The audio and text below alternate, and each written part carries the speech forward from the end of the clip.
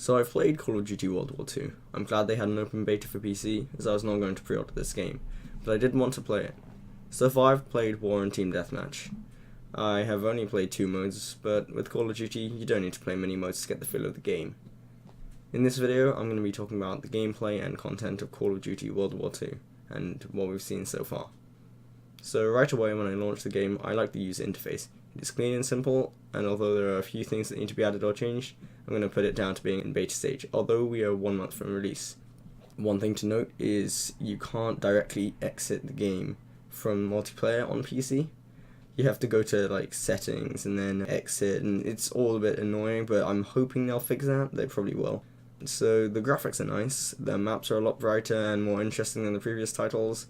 The maps also look amazing, although I've only played 2, but the 2 they have showed us are pretty good. They play well, but they are very fast paced. War mode is new game mode for Call of Duty series, which is extremely fun to play.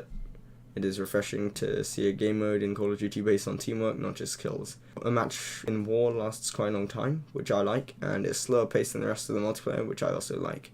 Neither defending or attacking felt too hard or too easy, and it was always close between the attackers and defenders whenever a team won, although I would note that on the bridge it was a bit hard, because if you threw a smoke down you were almost unbeatable, and if you didn't throw smokes down you were just getting killed as the attackers. There are also some new features that have appeared with War, such as the barriers.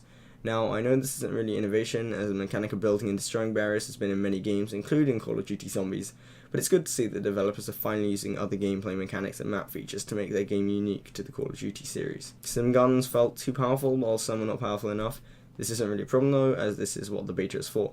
The Grease gun, for example, I found was really good. It had high damage, long range, and a decent rate of fire.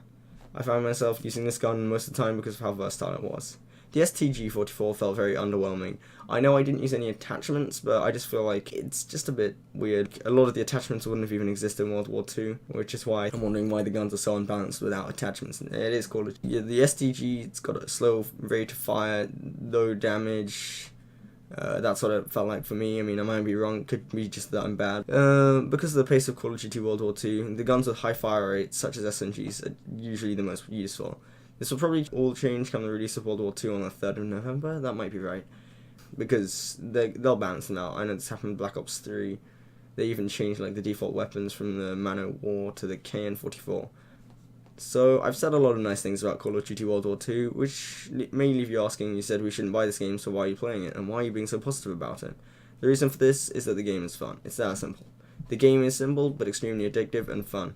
However, there are still problems with the game, some of which I mentioned in my last video on the subject. Call of Duty World War II does not feel like a World War II game. It has many historically inaccurate guns with reload animations that look like they're ripped straight out of Advanced Warfare. I've touched on this earlier, talking about the pace of the game. The pace of the game is just too fast for me.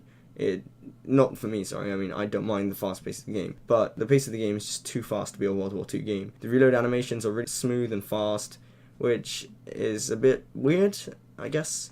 Doesn't seem right coming out of a World War II game. And the maps are small with no long lines of sight for snipers. Usually, like, the middle areas of the maps aren't too big. And all snipers can do is quickscope because of this, which I found, again, speeds up the pace of the game. And War is the exception to this. There are nice long lines of sight sometimes. I'm not saying this game is bad because of this. It is still a good game. It's still fun. But it just feels like they put a World War II skin on Call of Duty Advanced Warfare and took out the exosuits, which I just found a bit annoying. Like, what?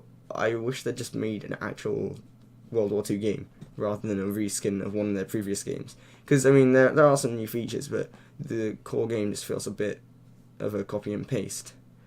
Another problem is the immersion. It does not feel like a World War II game. It does not feel like World War II when you hear a female German soldier shouting to your left. It honestly feels like the BBC took control of Sledgehammer and injected one of their diversity programs into everything. It was really annoying. I was playing and then just suddenly heard this female soldier and it just felt really weird. Like, I don't mind it in like modern games like Call of Duty Ghosts, but when you're playing like in a game, and especially War was supposed to be like the realistic one, it just doesn't sound realistic. It doesn't feel realistic, and it takes away from the immersion. I actually kind of laughed when I heard it because it just sounds weird. And also, there are other ways you can tell Sledgehammer's just trying to be diverse, but it's similar to other companies where they don't realize that the people who are complaining about the lack of diversity in their games, well, the lack of diversity, are not the ones that actually play the games, not the ones that buy the games. The people that buy the games, the people that play them, the people like me, do not want this, and we still have to deal with it. It's just annoying. Now, I know it sounds a bit petty, but it's true. I'd say 90% of the Call of Duty fan base is not going to care about this, not going to want this. And it's just pointless.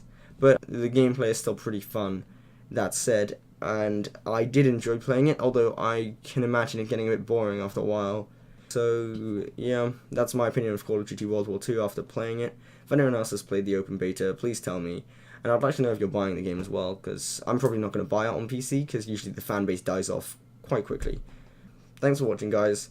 Drop a like, consider subscribing, and thanks for watching. Bye.